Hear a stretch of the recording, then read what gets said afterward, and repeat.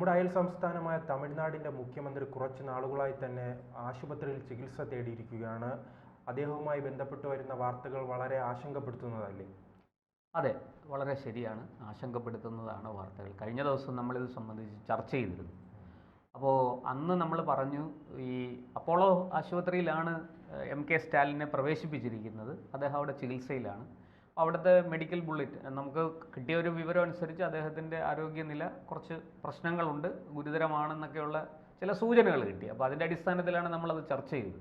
പക്ഷെ അന്ന് അവിടുത്തെ മെഡിക്കൽ ബുള്ളറ്റിൻ പറഞ്ഞത് അദ്ദേഹത്തിന് ഒരു കുഴപ്പമില്ല, രാവിലെ നടക്കാൻ പോയപ്പോൾ ചെറിയ ക്ഷീണം ഉണ്ടായി എന്നാണ് പറഞ്ഞത്. പക്ഷേ ഇപ്പോൾ കുറച്ചുകൂടെ വിവരങ്ങൾ പുറത്തു വന്നിരിക്കുകയാണ്. അങ്ങനെയല്ല, അദ്ദേഹത്തിന് തലകറക്കം ഉണ്ടായി. ആ തലകറക്കം ഉണ്ടായതിന് കാരണം ഹൃദയ സംബന്ധമായ ചില പ്രശ്നങ്ങളാണ്. അതുകൊണ്ട് തന്നെ ആൻജിയോഗ്രാം ചെയ്തു. അതിൻ്റെ തുടർ ചികിത്സകൾ ഇനി നിശ്ചയിക്കും. പക്ഷേ അദ്ദേഹം ഒരു അപകടനിലയിലല്ല, അപകടഘട്ടം അല്ല. എങ്കിലും അത്ര ഈ പറഞ്ഞതുപോലെ ഒരു സുഖകരമായ അവസ്ഥയിലല്ല. ആരോഗ്യം പ്രശ്നങ്ങളുണ്ട്, മോശമാണ്. വളരെ കാര്യമായ ചികിത്സ അദ്ദേഹത്തിന് വേണം എന്നുള്ളതാണ് പൊതുവെ ആശുപത്രിയിൽ നിന്ന് കിട്ടുന്ന വിവരങ്ങളെല്ലാം കൂടെ വെച്ച് നോക്കുമ്പോൾ. ഇപ്പോൾ വാർത്തകളൊക്കെ പുറത്തു വന്നു, അദ്ദേഹത്തിന് ഈ തലകറങ്ങി വീണതാണെന്നും അത് ഹൃദയ സംബന്ധമായ പ്രശ്നങ്ങൾ കൊണ്ടാണെന്നും അത് കണ്ടെത്താൻ വേണ്ടിയിട്ട് ആൻജിയോഗ്രാം ചെയ്തുവെന്നും പ്രശ്നം എന്താണെന്ന് കണ്ടെത്തിയിട്ടുണ്ട്, അതിൻ്റെ തുടർ ചികിത്സ നൽകും എന്നുമൊക്കെ ഇപ്പോൾ വിവരങ്ങൾ പുറത്തു വന്നു. പൊതുവേ ഈ ഇത്തരം രാഷ്ട്രീയ നേതാക്കളും അധികാരസ്ഥാനത്തിരിക്കുന്നവരും ഒക്കെ ഇങ്ങനെ സുഖമില്ലാതെയായി ആശുപത്രിയിൽ പ്രവേശിക്കുമ്പോൾ ഈ ആശുപത്രിക്കാർ സത്യം പറയില്ല. അവർ മെഡിക്കൽ ബുള്ളറ്റിൻ തൃപ്തികരമായി തുടരുന്നു. ഈ സ്ഥിരമായിട്ട് ഉപയോഗിക്കുന്ന ചില വാക്കുകളുണ്ട്. ഹോസ്പിറ്റലിലായിട്ട് തന്നെ ഇപ്പോൾ ഒരു 4-5 ദിവസം കഴിയുന്നു. അപ്പോൾ അന്ന് തുടക്കം പറഞ്ഞ അദ്ദേഹം 2 ദിവസം കഴിഞ്ഞ് ആശുപത്രി വിടും. ഇപ്പോൾ അവർ വീണ്ടും പറയുന്നു ഇനി 2 ദിവസം. അല്ലാതെ അങ്ങനെയാണ്. ഈ ആശുപത്രിക്കാർക്ക് ചില വാക്കുകളുണ്ട്.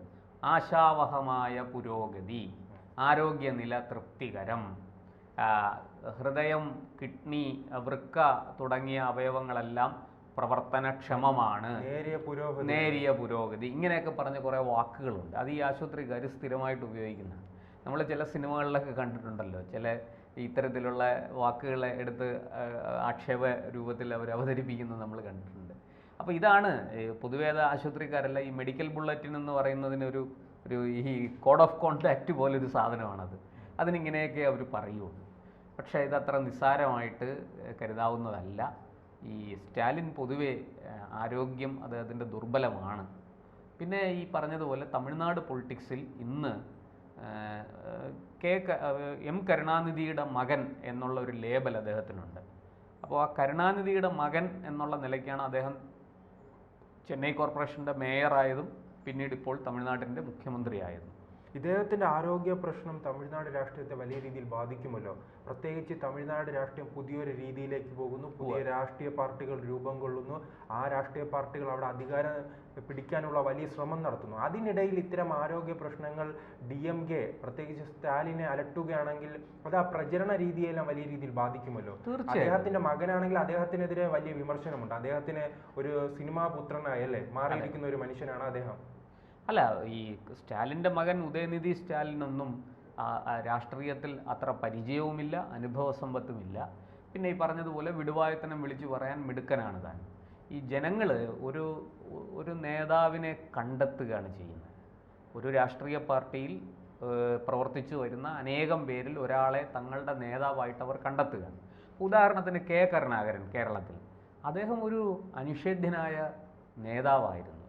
കോൺഗ്രസ്സുകാരോട് സ്നേഹം ഉണ്ടായിട്ടല്ല എല്ലാവരും പോയി കോൺഗ്രസ്സിന് വോട്ട് ചെയ്യുന്നത്. K കരുണാകരനെ പോലൊരു നേതാവ് മുന്നിൽ നിന്ന് നയിക്കുമ്പോൾ ഇദ്ദേഹം പ്രാപ്തനാണ്, കേരളത്തെ ഭരിക്കാൻ, കേരളത്തെ രക്ഷിക്കാൻ, ജനങ്ങളെ സംരക്ഷിക്കാൻ, ജനങ്ങൾക്ക് വേണ്ടി പ്രവർത്തിക്കാൻ അദ്ദേഹം പ്രാപ്തനാണ് എന്നൊരു തോന്നൽ. ഇതേ തോന്നലാണ് EK നയനാരെക്കുറിച്ച് ജനങ്ങൾക്കുണ്ടായിരുന്നത്. അതേ തോന്നലാണ് VS അച്യുതാനന്ദനെ കുറിച്ച് ജനങ്ങൾക്കുണ്ടായിരുന്നത്.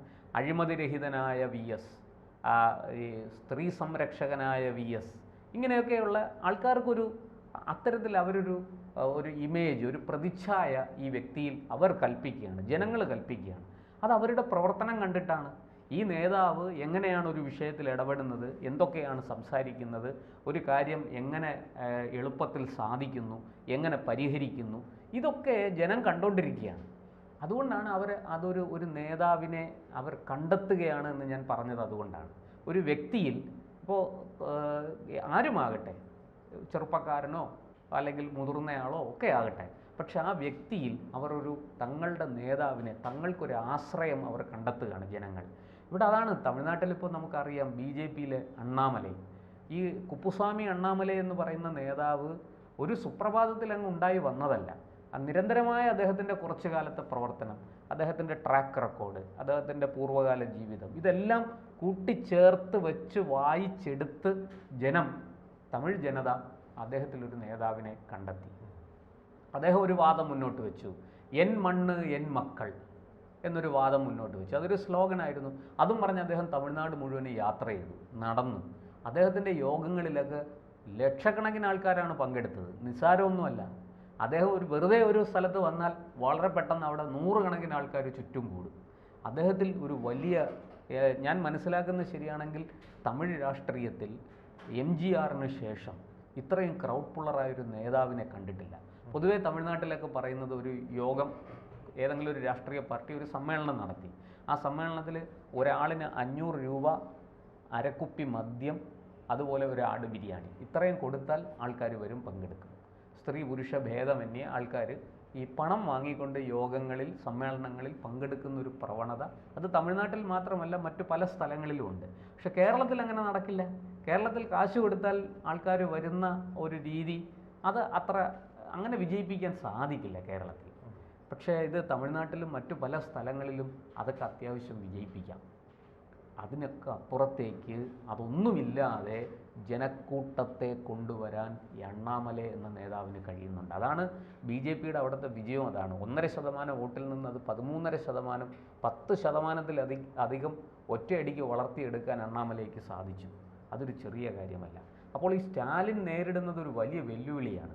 സ്റ്റാലിൻ്റെ ആരോഗ്യ പ്രശ്നങ്ങൾ, രാഷ്ട്രീയത്തിൽ നിന്ന് അദ്ദേഹം പ്രവർത്തനങ്ങളിൽ നിന്ന് വിശ്രമമെടുത്ത് മാറി നിൽക്കേണ്ടെന്ന അവസ്ഥ, ഇതൊക്കെ രോഗം ബാധിച്ചു കഴിഞ്ഞാൽ തീർച്ചയായിട്ടും ചികിത്സയും വിശ്രമവും ആവശ്യമാണ് ഏത് മനുഷ്യനും. അപ്പോൾ അദ്ദേഹത്തിനും അതൊക്കെ ആവശ്യമാണ്. അദ്ദേഹം പറഞ്ഞതുപോലെ അങ്ങനെ മാറി നിൽക്കേണ്ടി വന്നാൽ അത് DMK രാഷ്ട്രീയത്തിന് വലിയ തിരിച്ചടി നൽകും എന്ന് തീർച്ചയാണ്. സ്റ്റാലിനെ പോലൊരു നേതാവ് DMK-യിൽ വേറെ ഇല്ല. കരുണാനിധിയുടെ പാരമ്പര്യം, ദ്രാവിഡ രാഷ്ട്രീയത്തിൻ്റെ പാരമ്പര്യം, ഇതൊക്കെ തമിഴ് ജനത സ്റ്റാലിനിൽ കാണുന്നു എന്നുള്ളതാണ്. അതേസമയം അത് സ്റ്റാലിൻ്റെ മകൻ ഉദയനിധി സ്റ്റാലിനിലോ അല്ലെങ്കിൽ മറ്റേതെങ്കിലും ഒരു DMK നേതാവിലോ അവർ അത് കാണുന്നില്ല. ഈ DMK പ്രവർത്തകർക്ക് സ്റ്റാലിനും മകനും ഒക്കെ വലുതായിരിക്കാം. അവരെ ഈ പറഞ്ഞ നേതാവിനെയും നേതാവിൻ്റെ മകനെയൊക്കെ തലയിലെടുത്ത് വെച്ച് പൂജിക്കുന്നുണ്ടാകാം. പക്ഷേ തമിഴ് ജനത അങ്ങനെ ചെയ്യണമെന്നില്ല എന്നല്ല, അങ്ങനെ ചെയ്യുന്നില്ല. അവിടെ മറ്റു പല നേതാക്കളും ആ സ്ഥാനത്തേക്ക് കടന്നു വരും. അങ്ങനെ കടന്നു വരുന്നവർ തമിഴകം പിടിച്ചെടുക്കും. തമിഴ് രാഷ്ട്രീയം അവരുടെ കയ്യിലിരിക്കും. ആ രാഷ്ട്രീയത്തിൻ്റെ കടിഞ്ഞാൺ അവരുടെ കയ്യിലായിരിക്കും. ഇപ്പോൾ DMK-ക്ക് വലിയ 2 വെല്ലുവിളികൾ തമിഴ്നാട്ടിലുണ്ട്. ഒന്ന് അണ്ണാമലൈ, കുപ്പുസ്വാമി അണ്ണാമലൈ. രണ്ടാമത്തത് വിജയ് എന്ന നടൻ. ഈ വിജയ് എന്ന നടൻ ഒരു രാഷ്ട്രീയ പാർട്ടി രൂപീകരിച്ച് അവിടെ മുന്നിൽ നിന്ന് നയിക്കുകയാണ്. അപ്പോൾ തീർച്ചയായിട്ടും വിജയിനും കയറി വരാനുള്ള വഴി തെളിഞ്ഞിട്ടുണ്ട്. അതുപോലെ അവിടെ ഒരു സ്പേസ് സ്വയം അധ്വാനിച്ച് വഴി വെട്ടിയുണ്ടാക്കി തൻ്റേതായ ഒരു തട്ടകം ഉണ്ടാക്കിയെടുത്തിരിക്കുന്ന അണ്ണാമലൈ, ഈ അണ്ണാമലൈക്കും അവിടെ ഒരു സ്പേസ് ഉണ്ട്. ഇത് രണ്ടും DMK-ക്ക് വലിയ വെല്ലുവിളിയാണ്. DMK-യുടെ വോട്ടർമാരെ, DMK-യിലോട്ട് പോയിക്കൊണ്ടിരിക്കുന്ന വോട്ടുകളെ പിടിച്ചെടുക്കാൻ ഈ 2 പേർക്കും സാധിക്കും എന്നുള്ളതാണ്. ഒരു കാലത്ത് ജയലളിത, എം കരുണാനിധി, അതുപോലെ അണ്ണാദുരൈ, അതുപോലെയുള്ള കാമരാജ്, MGR, അതുപോലെയുള്ള നേതാക്കൾ എങ്ങനെയാണോ തമിഴകം പിടിച്ചെടുത്തത്, അതുപോലെ ഇന്ന് തമിഴകം പിടിച്ചെടുക്കാൻ നിൽക്കുന്ന 2 നേതാക്കളാണ് അണ്ണാമലൈയും വിജയിന് സിനിമ എന്നുള്ള ഒരു മാസ്മരിക ഒരു ലോകത്തിൻ്റെ സപ്പോർട്ടുണ്ട്, പിന്തുണയുണ്ട്. അണ്ണാമലൈക്ക് അതൊന്നുമില്ല. ജനകീയനായി ജനങ്ങളിലേക്ക് ഇറങ്ങി നിന്ന് പ്രവർത്തിക്കുന്ന ഒരു രാഷ്ട്രീയ നേതാവ് എന്ന നിലയ്ക്ക് അണ്ണാമലൈക്കും വലിയ സ്വീകാര്യതയുണ്ട്. ഇത് രണ്ടും ഒരുപോലെ സ്റ്റാലിനും DMK-ക്കും തലവേദന സൃഷ്ടിക്കും എന്ന് തീർച്ചയാണ്. എന്തായാലും നമുക്ക് കാത്തിരുന്ന് കാണാം. അദ്ദേഹം തൻ്റെ രോഗം മാറി എത്രയും പെട്ടെന്ന് തൻ്റെ തട്ടകമായ രാഷ്ട്രീയത്തിലേക്ക് അദ്ദേഹം തിരിച്ചു വരട്ടെ എന്ന് നമുക്ക് ഈ അവസരത്തിൽ ആശംസിക്കാം.